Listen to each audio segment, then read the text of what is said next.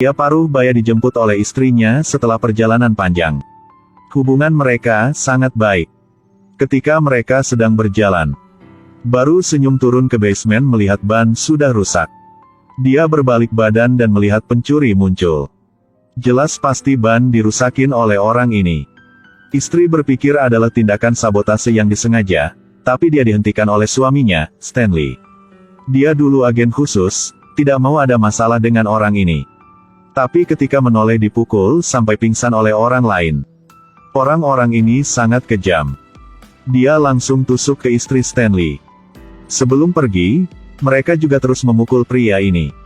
Stanley melihat istri dia jatuh dalam hati sangat sedih. Tidak lama, Stanley ke kantor polisi untuk mengidentifikasi penjahat. Dia langsung melihat tersangka ada di situ. Karena dia ingat wajah mereka, satu orang ada tato hitam.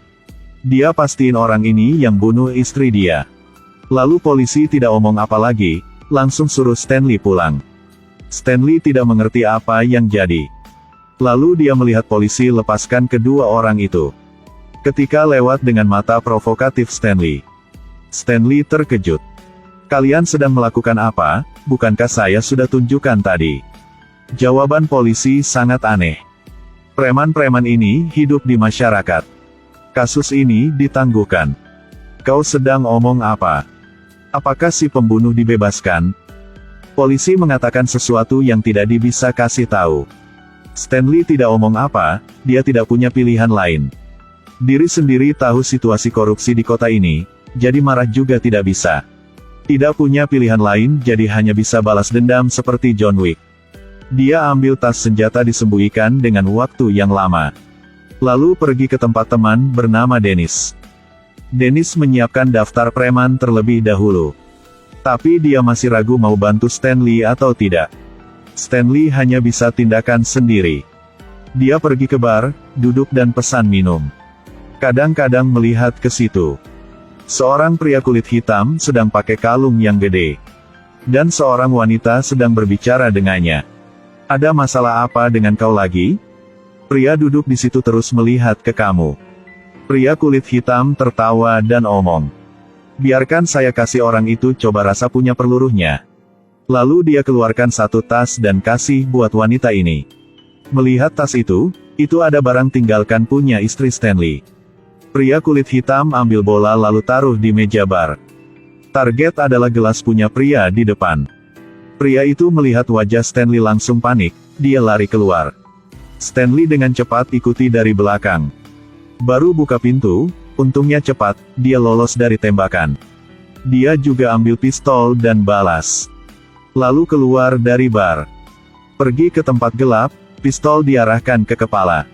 Kau mencari saya? Lalu pria kulit hitam ingin mengontrol.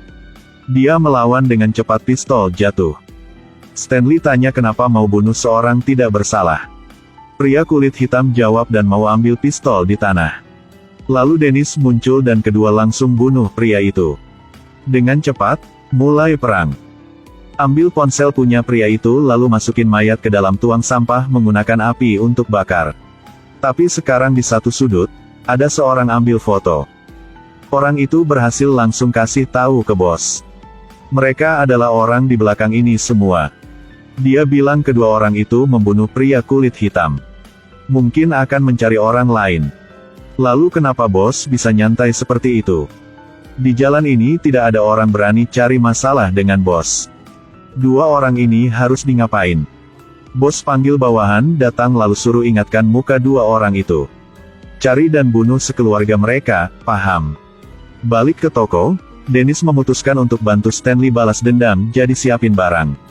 Satu meja penuh dengan pistol dan pisau, ada juga baju anti peluru. Dengan no HP disimpan dalam HP pria kulit hitam itu. Stanley mencari ke satu toko dan tanya pemilik.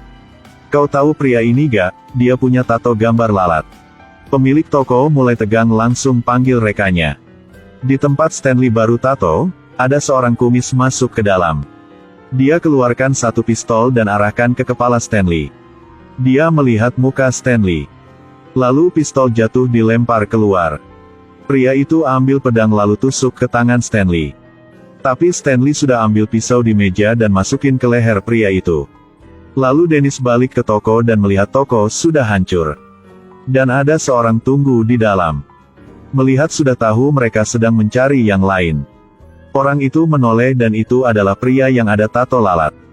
3 orang mengelilinginya. Dennis tidak panik dan pura-pura adalah rekan mereka. Lalu ambil kesempan untuk serang mereka. Lalu ambil pisau punya satu orang dan tusuk ke dadanya. Pria yang ada tato lalat diinjak. Lalu satu orang lagi datang. Dennis menggunakan kaki untuk tahan. Sangat keren. Dia bilang, kau berani membuat kaki saya sakit, lalu bunuh orang itu. Stanley dan Dennis bertemu di tempat buang sampah. Mereka masukin penjahat yang sudah mati ke dalam mobil. Menggunakan derek mendorong mobil ke dalam lubang. Sekarang Stanley mendapatkan satu pesan. Stanley baru telepon Dennis, anak dia dalam masalah. Mereka tidak kirim ke Dennis pesan ini. Dan sengaja menulis salah adalah ponakannya. Berapa menit yang lalu Stanley menemukan alasan istri dia mati. Situasinya semakin rumit. Istrinya adalah seorang penyelidik di bawah gubernur. Gubernur memulai program reformasi tetapi ditentang oleh para pecinta lingkungan. Istrinya adalah seorang reporter tentang perlindungan lingkungan. Hasilnya tidak memenuhi standar perlindungan lingkungan. Sang istri menolak untuk mengubah data. Kemungkinan besar kelompok orang ini adalah gubernur yang dikirim untuk membunuh istrinya. Stanley diam melihat ke rumah putri. Ponkan diikat, putri telah diculik. Stanley masuk ke dalam rumah dari belakang lalu bunuh mereka. Saat ini putri dia diarahkan pistol ke badan. Tidak banyak pikir, Stanley buang pistol dan tendang. Tapi ini adalah cara untuk mengatasi situasi ini. Karena di belakang dia adalah Dennis yang pegang senjata jarak jauh. Dennis dengan cepat tembak orang itu. Stanley bergegas ke depan pukul orang itu, jatuh ke lantai. Stanley ambil pistol dan mengancam orang itu. Orang itu teriak sakit tapi tidak mau kasih tahu apa-apa. Stanley pakai pistol bunuh dia. Saat ini polisi juga muncul. Dia kasih tahu Stanley. Orang bunuh istri dia sudah ditangkap, kasus sudah selesai di sini. Tapi Stanley tidak gampang dibodohin seperti itu. Polisi bilang jangan salahkan dia karena tidak sopan. Lalu dia panggil orang dari luar masuk ke dalam. Stanley bilang dia juga punya rekan. Lalu Dennis pukul pria botak. 2 tangan sulit untuk melawan 4 tangan, polisi harus menyerah. Polisi disuruh nyetir sama Stanley ke tempat gubernur, pria botak dikunci dalam bagasi. Sampai ke rumah gubernur, di luar ada banyak penjaga. Karena gubernur tahu mungkin polisi sudah ditangkap. Lalu polisi dipukul pingsan. Saat dia bangun melihat penjaga di luar sudah dibunuh semua. Lihat di belakang mobil terbakar. Pria botak merasa bahaya jadi langsung kabur. Dan pada saat itu, mobil meledak. Sekarang di dalam rumah Stanley langsung bunuh semua penjaga. Tapi gubernur menembak dia. Jelas gubernur bukan orang lemah. Stanley maju ke depan untuk ambil pistolnya. Kedua mulai berantem. Yang aneh adalah gubernur tidak ada niat bunuh Stanley dan mulai omong kosong. Lalu pistol diambil oleh Stanley. Gubernur ditusuk dengan pisau. Dia sekarat, pembalasan ini telah dibayar. Tapi ketika Stanley buka pintu sudah ada banyak polisi menunggu di luar. Dia tidak mau nyerah, ingin ambil pistol untuk melawan. Dan hasilnya ditembak terus ke tubuh. Tapi Stanley masih hidup. Karena ada baju anti peluru dari Dennis, kualitas sangat bagus. Ketika dia dibawa ke pengadilan tidak ada pengacara yang mau bantu dia. Langsung membebaskan. Anak ke samping ayah lalu mengatakan selamat tinggal, setelah itu anak dibawa pergi. Saat malam ada polisi jaga di luar. Saat tukar orang ada polisi baru datang. Pria botak masuk ke dalam dan tarik gordeng. Lalu kasih tahu Stanley dia harus mati. Setelah mendengar pria botak omong gitu. Stanley mendengar itu tidak panik. Karena anak dia telah kasih pistol untuk ayah.